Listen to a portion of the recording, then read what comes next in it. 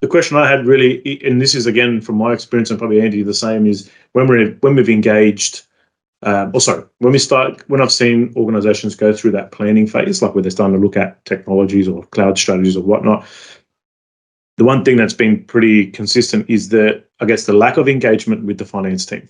Right, to our point of this presentation, what's the best way to engage the finance team? Like, I know that we've got to engage early, but what's the best way to engage? Like, is it like literally at the right at the beginning saying, hey, I'm looking to build a plan.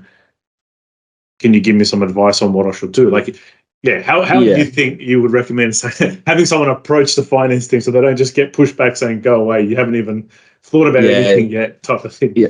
And especially approaching the scary finance team that say no Absolutely. to everything.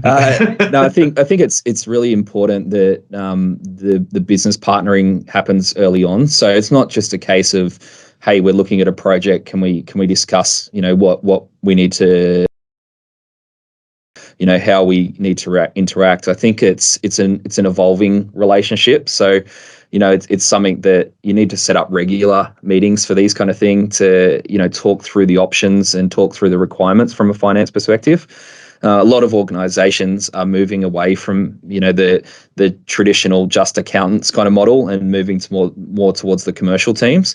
And I think the key driver of that is becoming business partners as opposed to transactional accountant approach.